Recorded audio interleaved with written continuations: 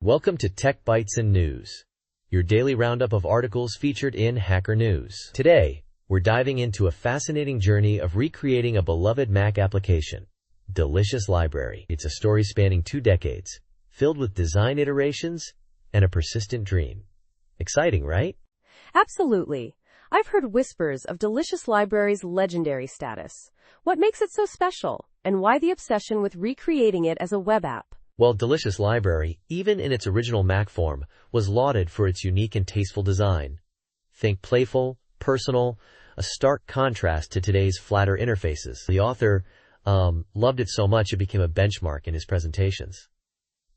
But the killer feature, or rather the lack of one, was the absence of a web version. That's the core challenge, the driving force behind this long-term project. I see. So it's not just about nostalgia, but about bringing a superior design and functionality to a wider audience through the web. What were some of the early attempts? Oh, there were many. Early attempts included an internal tool called Code Helper at Alipay, which essentially borrowed Delicious Library's UI, but used it for managing internal documents. Then came Book Delicious and Dubon Show, early design concepts for web-based book management. Neither launched, but they paved the way. Interesting. So it was a gradual evolution. Did any of these projects see the light of day in a different form? Absolutely. The Book Delicious concept evolved into Catalog.im, a web app for managing ebooks, which even had full-text search, a pretty advanced feature back then. It also had a very similar design to Delicious Library. Unfortunately, it didn't gain much traction, but it was a significant step. He also helped design the Bambook e-reader, shamelessly borrowing the design, and it was a huge success in China. So a bit of a stealth Delicious Library homage. That's quite a story. What about more recent attempts? Yes. Even after Catalog.im, the author kept iterating. He created simple web pages for his reading history and music collection, constantly refining his vision. And during the pandemic, he designed Kaihinsen, a concept that expanded beyond books to include games and photos.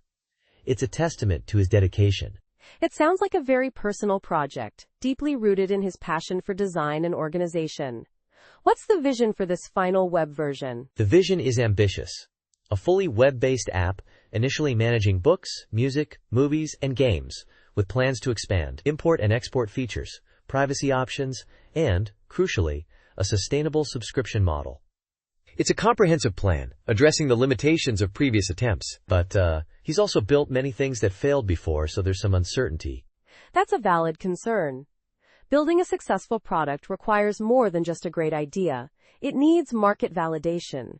Do you think there's a market for a modern, web-based Delicious Library? I think so.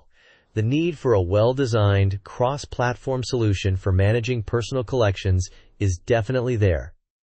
Many people struggle with organizing their digital lives. A polished, user-friendly web app could fill that gap. But the subscription model might be a sticking point for some. A one-time purchase option might be considered. That's a good point.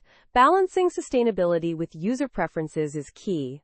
It'll be interesting to see if this long-standing dream finally materializes. This has been a fascinating look into the evolution of a design concept. Absolutely. It's a story of persistence, innovation, and a deep love for elegant design. Thanks for joining us on Tech Bytes and News. We hope you enjoyed this deep dive into the world of Delicious Library. Have a great day. Bye-bye.